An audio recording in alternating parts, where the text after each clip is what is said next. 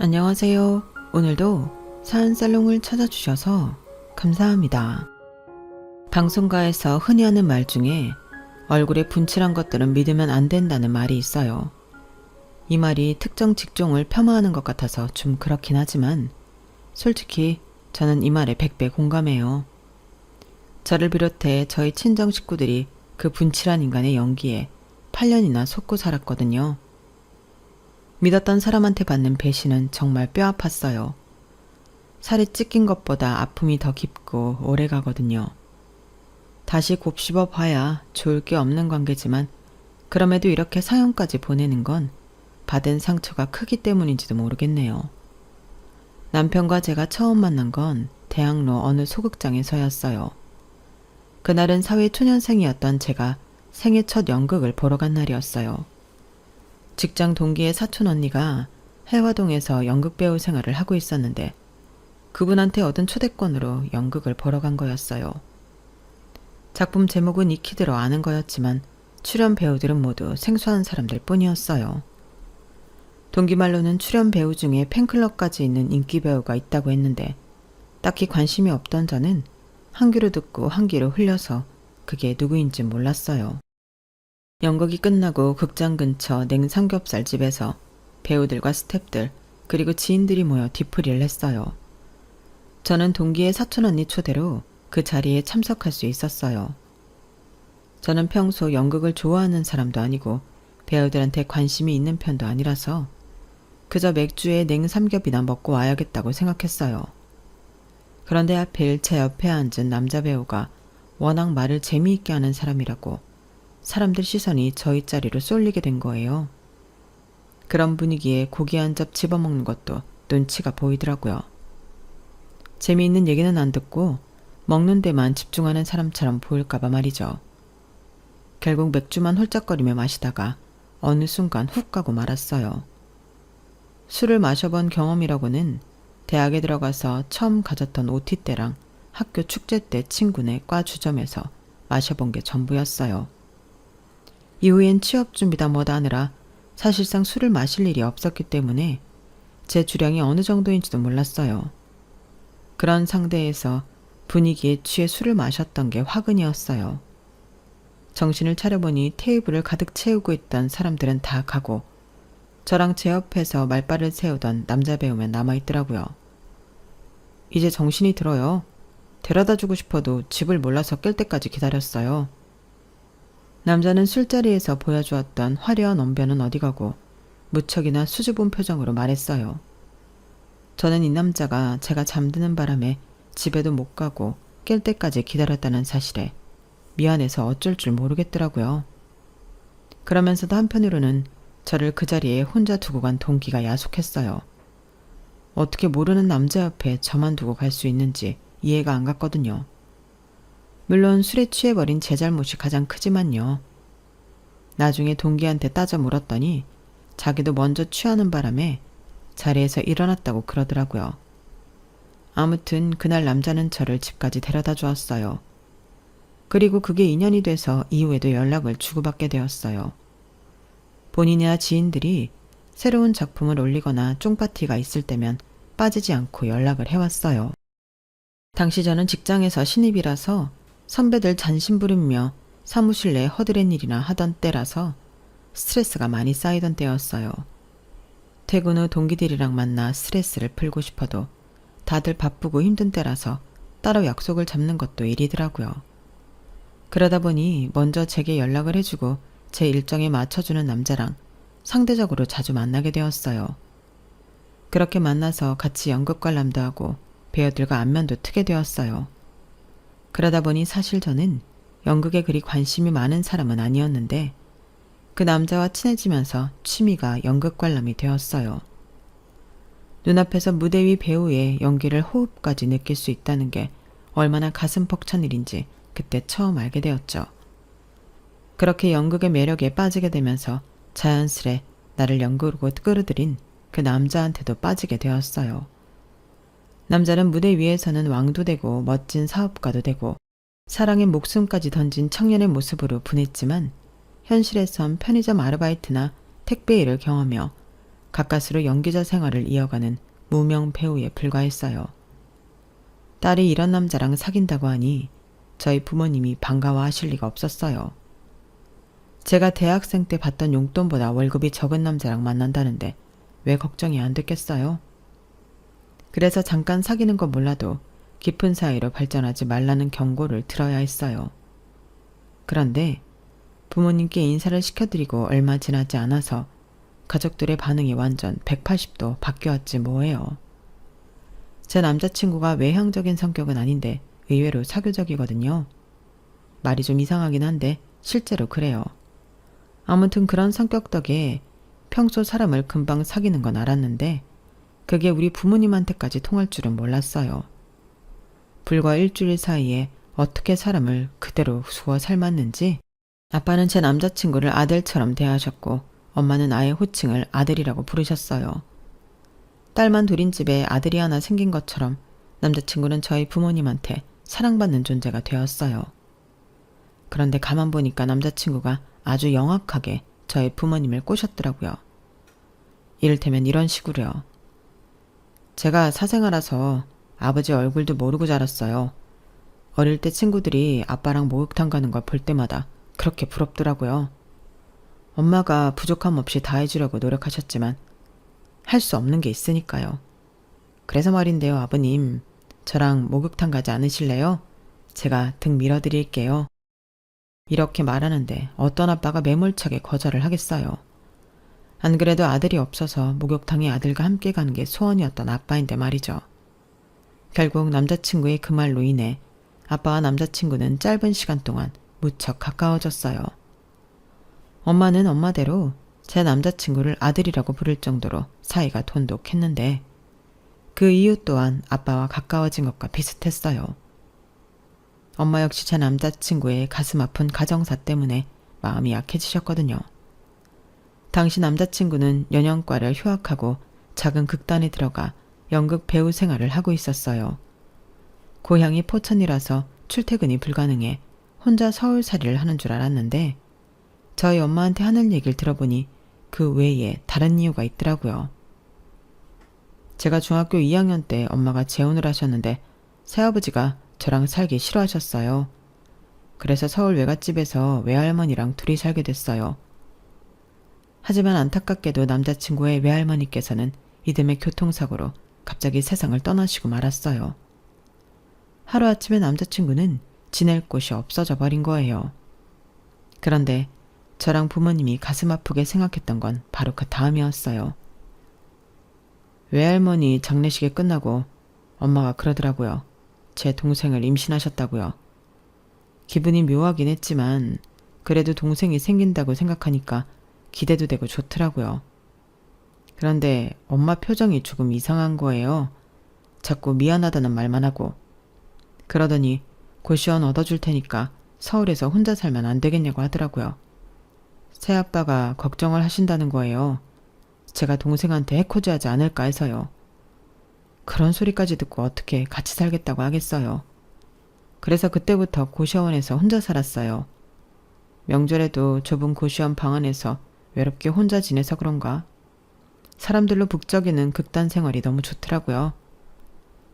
무방비 상태로 들었던 남자친구의 가슴 아픈 가정사에 저도 그렇고 부모님도 많이 놀랐어요.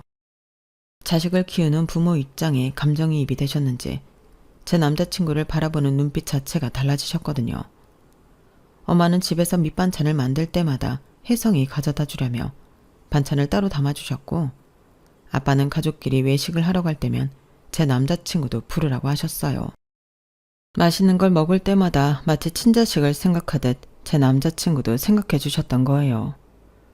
그렇게 남자친구는 자연스럽게 한 가족처럼 되고 말았어요.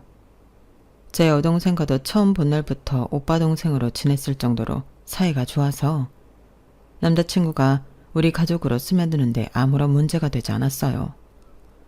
남자친구가 제 가족들과 가까워지면서 한 가지 안 좋은 점이 생겼는데 그건 바로 우리 둘이 다퉜을 때예요. 이유가 있어서 싸웠을 텐데도 저희 가족들은 묻지도 따지지도 않고 제 남자친구 편을 들었어요. 혜성이가 잘못했으면 뭘 그렇게 잘못했다고 그 난리니?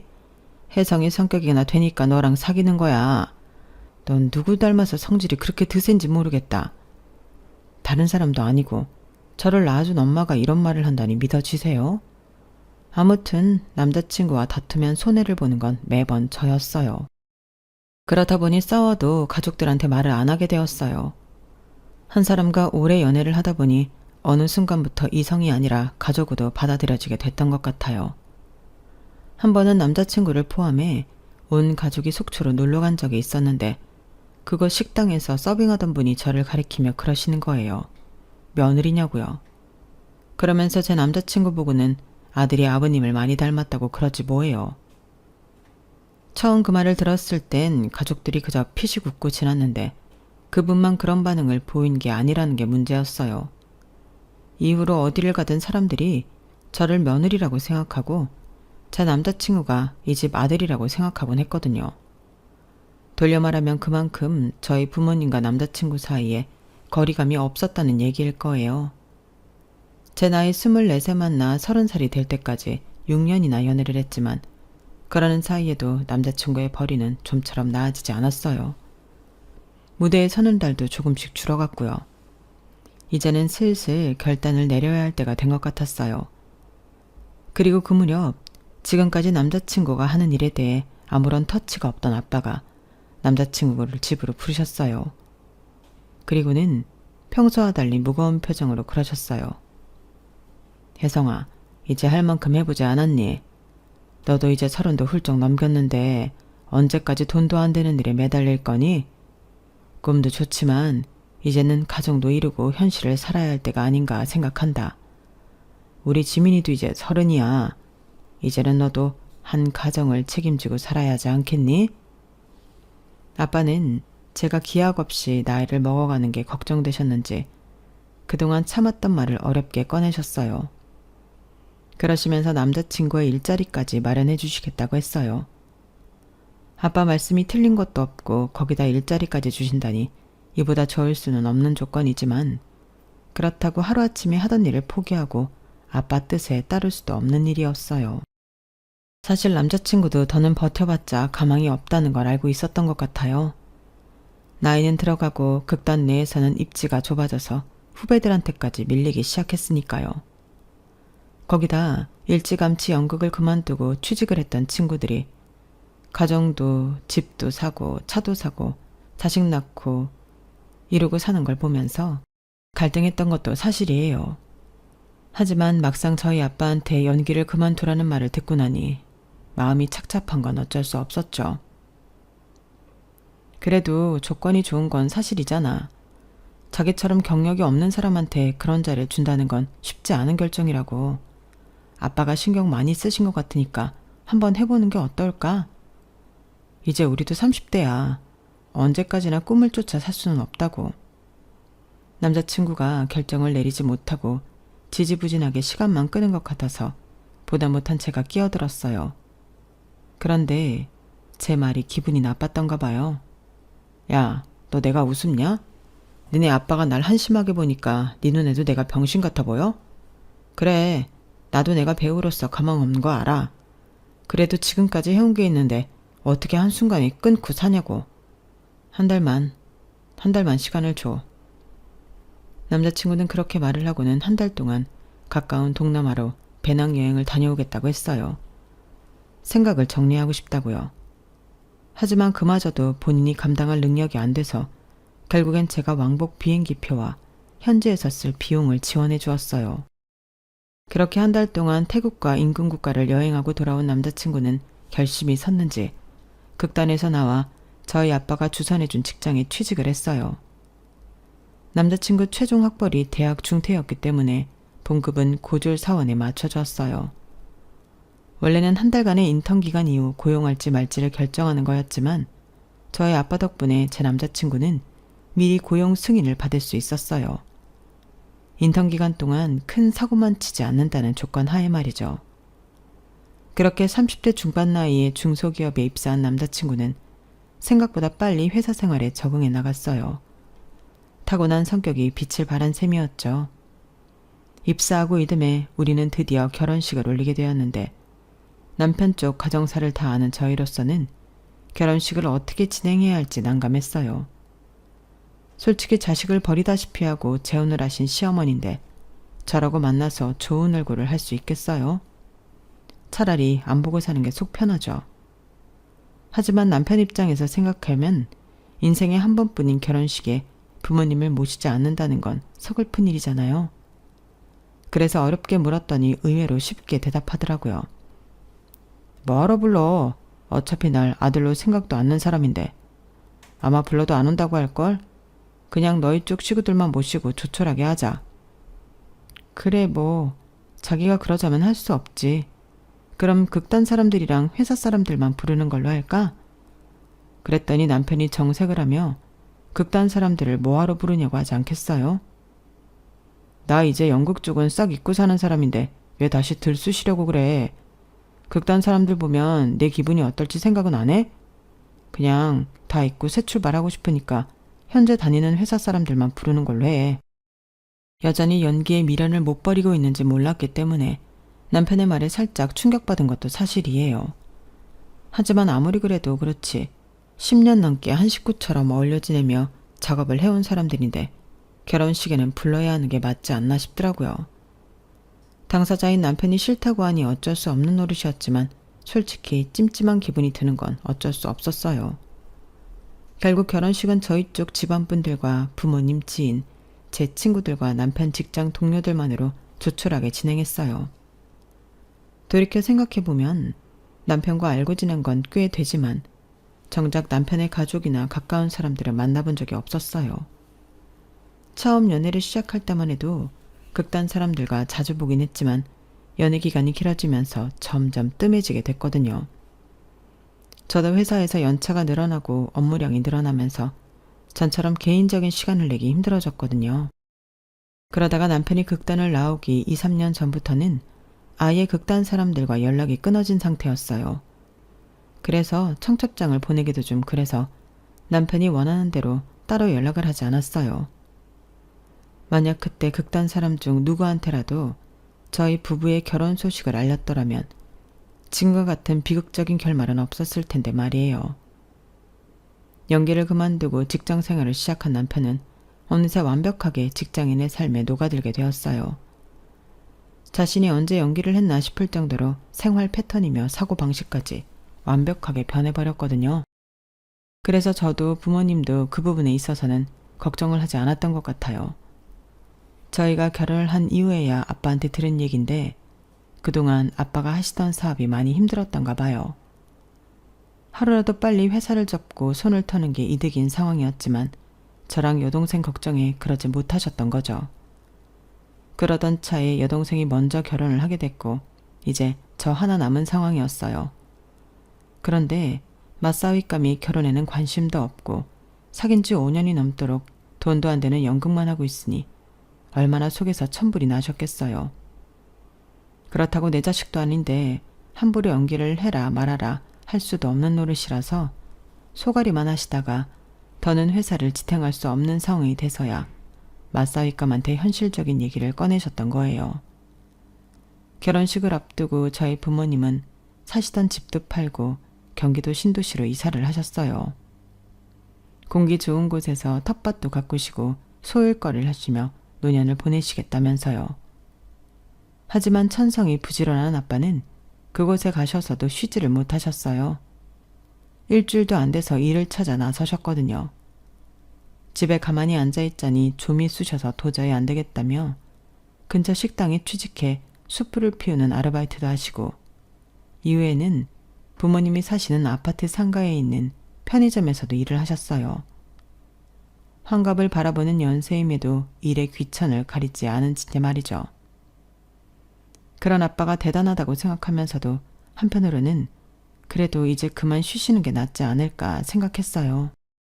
예, 네 아빠는 사막에 던져놔도 자기 먹고 살 길은 찾아낼 양반이다. 그러니 우리 걱정하지 말고 니들이나 잘 지내. 환갑을 바라보는 부모님이 연고도 없는 지방으로 내려가신 게 마음에 걸려서 연락을 드렸더니 엄마는 오히려 저희 걱정만 하시더라고요. 밝은 목소리를 들으니까 어쨌든 잘 지내시는 것 같아서 안심이 됐어요. 그런데 얼마 뒤 동생한테 전화가 온 거예요. 잔뜩 화가 난 동생은 다짜고짜 이렇게 묻더라고요. 언니, 알고 있었어? 아빠가 평일엔 식당 일 하시고 주말엔 편의점 알바까지 하신다는 거? 엄마랑 통화하면서 들었어. 아빠는 그 연세에 무슨 힘이 남아서 젊은 애들이라는 일까지 하신다고 그러는지 모르겠다.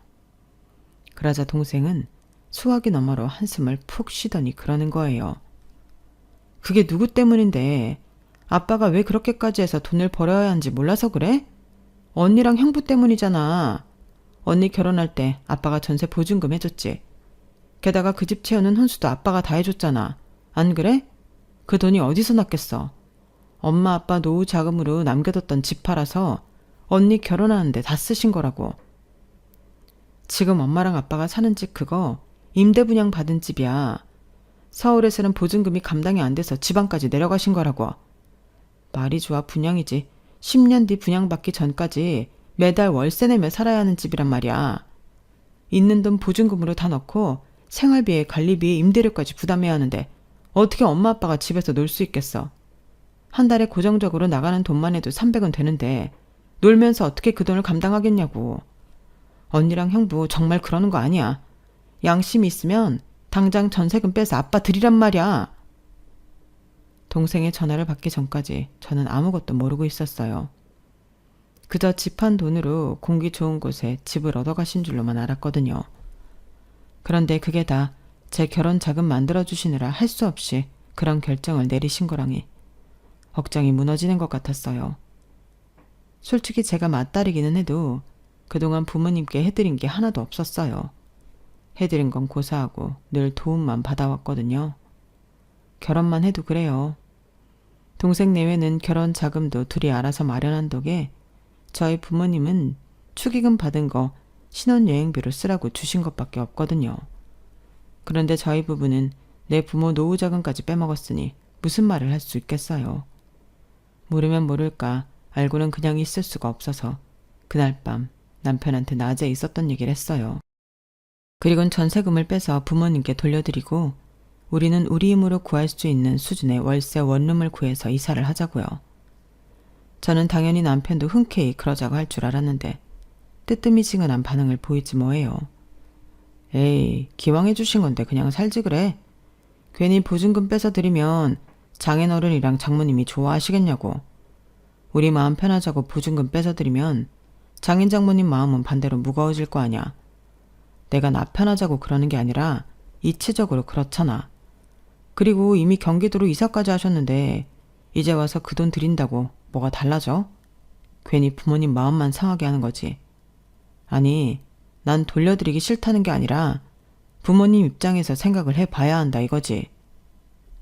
제 귀가 팔랑귀라서 그런 건지 모르겠지만 남편의 말을 들어보니 그 말도 틀리지 않은 것 같았어요. 이제 와서 돈을 드린다고 부모님이 받으시겠어요? 그럴 바에는 차라리 매달 생활비를 좀 보태드리는 게 어떨까 싶더라고요. 그래서 남편한테 말을 꺼냈더니 남편이 한숨을 푹 쉬는 거예요. 지민아, 우리 애 안 가질 거야? 아니 막말로 애 없이 딩크족으로 살 생각이라면 버는 족족 부모님한테 드리든 어쩌든 상관없어. 그런데 우린 그런 거 아니잖아. 지금 네가 너희 부모님 생활비 대드리자고 하는 건 받고 말하면 미래에 있을 우리 아이한테 들어가야 할 돈을 미리 빼서 드리자는 거랑 같은 거야. 어때? 그래도 되겠어? 나는 네가 어떤 결정을 내리든 상관없어. 너도 알다시피 난 너희 부모님 좋아하고 존경하니까. 다만 태어나지도 않은 아이한테 가야 할 몫을 미리 뺏는다는 게 글쎄다. 과연 잘하는 일일까? 남편 얘기를 들으니 마치 제가 있지도 않는 우리 아이 돈을 뺏어서 내 부모한테 효도하겠다고 하는 것처럼 들렸어요. 남편 말이 틀린 건 아닌데 들으면 들을수록 저만 나쁜 사람이 되는 기분이 드는 건 왜일까요? 아무튼 남편의 말장난에 휘둘리긴 했지만 그래도 당장 부모님의 어려움을 모른 채 할 수는 없었어요. 그래서 매달 생활비 일부를 떼서 부모님 용돈으로 보내드렸어요. 엄마는 한사코 마다하셨지만 저도 그냥 물러설 수만은 없어서 괜히 허세를 부렸어요. 엄마 딸이 회사에서 능력을 인정받아 성과급이 많이 나오니까 걱정 말고 받으시라고요. 그러자 엄마도 기분이 좋으셨는지 고맙다고 잘 쓰겠다고 하시더라고요. 딱히 남편 허락을 받은 건 아니지만 일전에 말을 하기도 했고 남편도 부모님께 생활비 보내드리는 걸 반대하지는 않아서 일단 공동 생활비에서 보냈어요. 그리고 남편한테 사후 보고를 했는데 글쎄 남편이 버럭 화를 내지 뭐예요. 이미 일 다 저질러 놓고 이제 말하면 무슨 소용이냐면서 저를 못 믿겠으니 앞으로는 공동 생활비 관리를 자기가 하겠다는 거예요. 자기야, 이게 그렇게 화를 낼 일이야? 원래는 우리 집 빼서 보증금 다 드렸어야 하는 거야. 그걸 몇 푼 안 되는 용돈으로 퉁치는 셈이라고. 그리고 자기도 용돈 보내드리는 건 상관없다며. 그래놓고 이제 와서 왜 성질이야? 야, 그건 어디까지나 네가 하도 강요하니까 어쩔 수 없이 그러자고 한 거지. 솔직히 어떤 미친놈이 처갓집에 돈 보내고 싶겠냐? 암튼 공동생활비에서 뺏어 쓴 돈은 네가 채워놔. 꼴랑 50만 원에 이 난리를 치는 남편을 보니까 정말 서운했어요. 우리 부모님이 자기를 얼마나 아끼고 많이 도와줬는데 고작 50만 원이 아까워서 이러다니 진짜 기가 차더라고요. 이 정도 금액도 그렇게 아까워서 날리면서 보증금 빼서 드리겠다는 말을 믿으라고요? 어림도 없죠. 서운한 마음이 커서 그런가 이후로는 남편이 하는 말과 행동에 하나같이 믿음이 안 갔어요. 이런 야박한 사위놈인 줄도 모르고 엄마는 제게 받는 용돈이 부담스러우셨는지 사위가 좋아하는 열무김치며 장조림, 그 밖에 간장게장까지 반찬을 하나름 만들어 보내주셨어요. 그걸 보고는 좋다고 달려들어 코를 쳐박고 먹는 모습을 보니 어찌나 열이 받던지 뒤통수를 한 대 후려 갈기고 싶더라고요. 한번 정이 떨어지니까 밤에 잘 때 남편의 숨소리도 듣기 싫을 정도였어요. 결혼 전에는 그렇게 살림을 합치고 싶어서 안달이었는데 싸우고 나니까 아침에 눈 떠서 밤에 눈 감을 때까지 얼굴을 마주해야 한다는 게 곤혹스러웠어요. 특히나 냉전 상태일 때 집안 행사에 참여해야 하는 건 정말이지 최악이더라고요. 아빠 생신이 주중이라서 다들 직장 때문에 시간이 안 되니 주말에 동생네 부부와 함께 친정을 찾았어요. 오랜만에 뵙는 부모님 앞에서 싸운 티를 낼 수도 없고 그렇다고 웃고 있자니 속에서는 천불이 나고 아주 죽겠더라고요. 어떻게든 티를 안 내려고 억지 웃음을 지으려니 볼따귀에서는 경련이 일어날 지경이었어요. 엄마가 미리 차려두신 생신상에 제가 사간 케이크와 동생이 사온 샴페인까지 더해서 모처럼 맛있는 식사를 마치고 준비해간 선물을 드렸어요. 동생네는 공기압으로 다리를 주물러주는 안마 기계와 현금을 드렸고 저는 20만 원을 넣은 현금 봉투를 준비했어요. 제가 드리는 것보다는 그래도 사위가 드리는 게 나을 것 같아서 아침에 남편한테 맡겼더랬죠. 남편이 아빠한테 돈 봉투를 건네자 동생이 장난기가 발동했는지 봉투를 낚아채며 그러더군요. 형부가 웬일이래? 아빠 생신에 돈 봉투를 다 준비하고? 우리 짠돌이 형부가 얼마나 넣었는지 한번 확인해 볼까? 그리고 봉투를 열어 손가락으로 지폐를 헤아리더니 이내 표정이 굳어버렸어요. 와, 역시 형부답다. 우리 집에서 아빠 생신 선물로 단돈 5만 원을 낼 수 있는 사람은 형부가 유일할 거야. 그동안 형부가 우리 아빠한테 받은 용돈만 해도 수백은 될 텐데 정말 너무한다. 처음엔 장난으로 시작했던 동생이었지만 형편없는 액수를 확인하고는 자기가 더 화가 난 듯 보였어요. 중요한 건 그때까지도 저는 동생이 장난을 치는 줄로만 알고 있었다는 거예요. 제가 분명히 아침에 5만 원권 4장이 든 봉봉투를 남편 손이 쥐어주었으니까요. 돈에 발이 달린 것도 아니고 어떻게 액수가 20만 원에서 5만으로 줄어들겠어요. 그래서 동생한테 장난 그만하라고 한 소리 했어요. 그런데 동생이 정색을 하며 자기가 지금 장난하는 걸로 보이냐고 되려 화를 내지 뭐예요. 안 그래도 저희 집 전세 보증금 문제로 최근에 다툰 적이 있던 동생이라서 얘가 아직 그때 일로 앙금이 남아서 일어나 싶더라고요. 그런데 봉투를 확인한 엄마 역시 실망스런 표정을 짓는 걸 보고는 동생이 장난한 게 아니라는 걸 알 수 있었어요. 상황이 이렇게 되고 나니 이런 짓을 벌일 사람은 남편뿐이라는 생각뿐이었어요. 그래서 조용히 남편을 베란다로 불러내 어떻게 된 거냐고 물었어요. 그랬더니 뭐라는 줄 아세요? 어차피 이젠 회사도 정리했고 우리가 더 받을 게 있겠냐? 받을 건 하나도 없는데 뭐하러 20씩이나 줘. 5만 원이면 족하지. 아니 그걸 말이라고 해? 요즘엔 초등학생 조카 생일 선물도 5만 원짜리는 안 해. 그런데 하물며 장인 생신에 5만 원이 뭐냐? 내가 당신 때문에 얼마나 창피한 줄이나 알아? 매부는 70만 원이 넘는 안마기에 현금도 50만 원이나 넣어서 드렸던데 20만 원을 다 드려도 모자랄 판에 거기서 15만 원이나 빼다니 어떻게 그럴 수가 있어? 당신은 창피하지도 않아? 아 됐어. 이미 다 끝난 일 가지고 난리냐. 그나저나 장모님도 참 그래. 그냥 나가서 먹자니까 굳이 집에서 차리시겠다고 하더니 소갈비도 아니고 돼지갈비찜을 하셨더라. 요즘에 누가 돼지갈비찜을 먹냐? 에이 5만 원 낸 거 반도 수거 못하겠네. 남편은 투덜거리며 얼른 거실로 들어가 버렸어요. 제 아빠 생신 선물로 5만 원도 아깝다던 남편은 그날 누구보다 음식을 많이 먹었어요. 돼지갈비를 누가 먹냐고 투덜댈 때는 언제고 앞접시에 뼈가 수북하게 쌓이도록 신나게 퍼다 먹었더라고요. 매부 앞에서 그런 남편이 어찌나 창피했나 몰라요. 집으로 돌아오기 전 30만 원을 넣은 돈 봉투를 아빠 책상 위에 두고 왔어요. 뒤늦게 발견하신 아빠가 전화를 하셔서는 그러시더라고요. 혜성이한테 너무 뭐라고 하지 마라. 그래도 그놈이 나한테는 아들이나 진배 없는 놈 아니냐. 칭찬 고래도 춤추게 한다고 그러잖니. 네 남편 흠결만 보려 하지 말고 늘 잘한다 잘한다 칭찬부터 해줘. 그럼 혜성이도 차차 나아질 거다. 아빠는 당신 맞사이가 어떤 마음으로 5만 원밖에 안 드렸는지 모른 채 끝까지 맞사이 편을 드셨어요. 그런 모습에 저는 더 속이 상하더라고요.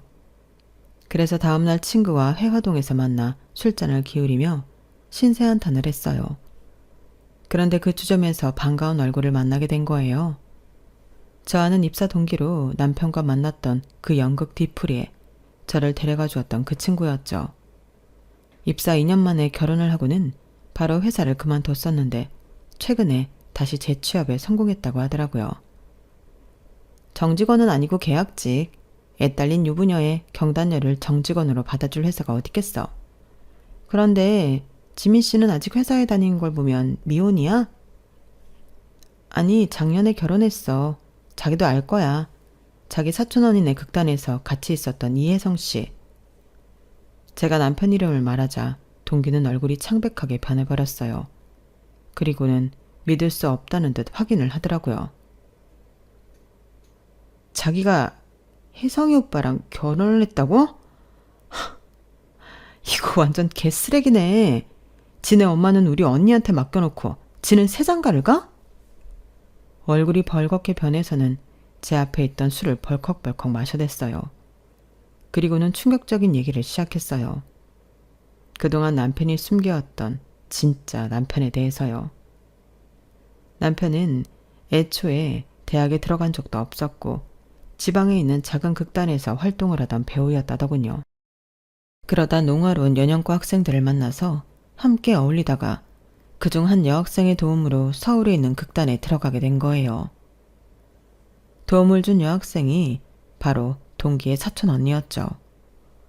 옷가방 하나 딸랑 들고 서울로 상경한 남편은 동기의 사촌 언니 원룸에서 함께 지냈다더군요. 그렇게 시작된 동거는 저를 처음 만났던 그때까지도 이어지고 있었어요. 제가 남편과 알게 되고 얼마간은 친구로 지냈으니까 그때 사촌 언니랑 사귀고 있었던 건 사실 문제가 될 일은 아니었어요. 문제는 저랑 사귀게 되었을 무렵에도 사촌 언니랑 사실혼 관계였단 거예요. 그냥 둘이서만 같이 살았던 게 아니야. 시골에 있던 자기 엄마까지 서울로 모셔와서 같이 살았다고. 그렇게 혼인신고라도 하고 살려고 했는데 그 인간이 어찌나 요리조리 피해가든지. 안 봐도 뻔했어요. 남편은 특유의 말발로 사촌 언니를 구워 삶았을 테고 부잣집 고명딸이던 동기의 사촌 언니는 팔자에 없는 시집살이까지 하며 살았을 게 뻔했거든요.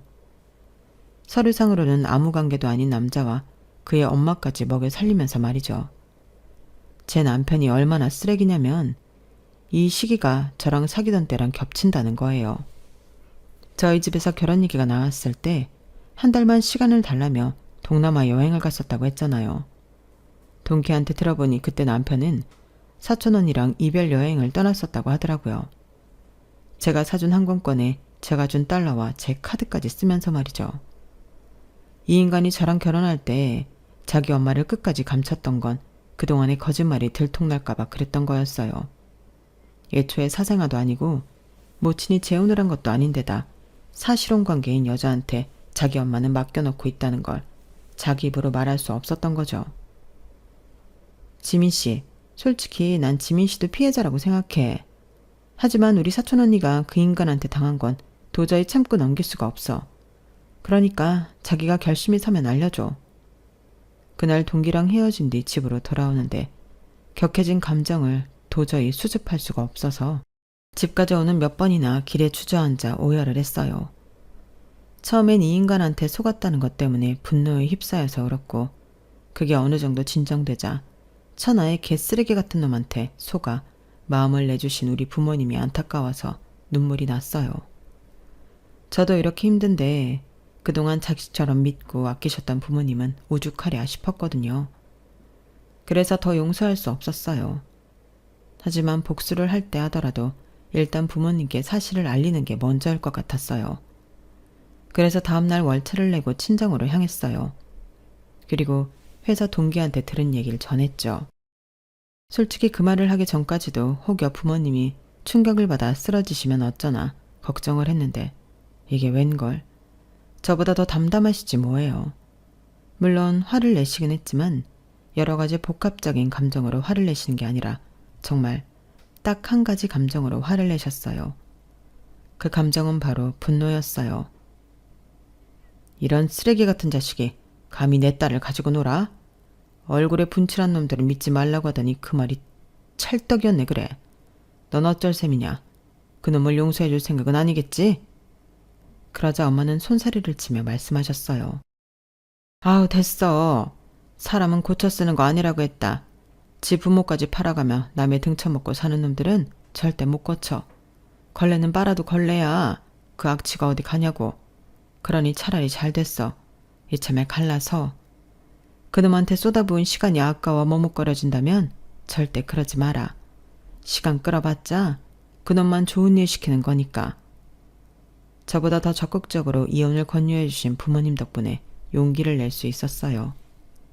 입사 동기의 사촌 언니와 함께 남편을 상대로 소송을 시작했거든요. 집도 그렇고 집안 살림도 그렇고 남편이 해온 게 하나도 없기 때문에 내쫓는 것도 간단했어요. 동기의 사촌 언니 역시 사실혼을 근거로 남편한테 위자료를 신청했다고 하더군요. 거기다 시어머니 부양까지 떠넘겼기 때문에 그에 따른 비용도 청구했어요.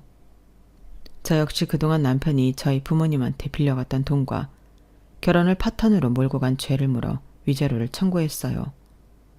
당장 남편한테는 이런 돈을 상환할 만한 돈이 없어서 급여와 가압류를 신청했어요. 상황이 이렇게 되자 남편은 저랑 사촌 언니 사이를 오가며 설득을 하느라 바빴어요. 하지만 이미 이 인간의 본색을 아는 이상 속아줄래야 속아줄 수가 없더라고요. 배운 게 도둑질이라고 어떻게 해도 설득이 안 되니까 결국엔 제 앞에서 연기까지 하더라고요. 와, 그 모습에 진심 토 나올 뻔했지 뭐예요. 예전엔 이런 연기를 어떻게 참고 봤었나 싶을 정도였어요. 요즘에도 저는 남편과의 소송건으로 법원을 들락거리고 있어요. 사실 이 인간에서 한몫 제대로 챙길 수 있을 거라는 생각은 하지 않아요. 다만 자신을 사랑해 주었던 이들의 가슴에 상처를 입힌 만큼 가해자인 너도 좀 힘들어 보라는 취지에서 소송을 벌이고 있는 거예요. 어떤 이유에서건 가해자가 피해자보다 마음 편해서는 안 되는 거니까요. 그런 의미에서 무거운 죗값을 받게 되길 바랄 뿐이에요. 지금까지 제 사연을 들어주셔서 감사합니다. 여러분의 주변에 좋은 인연들과 항상 행복하시길 바랍니다.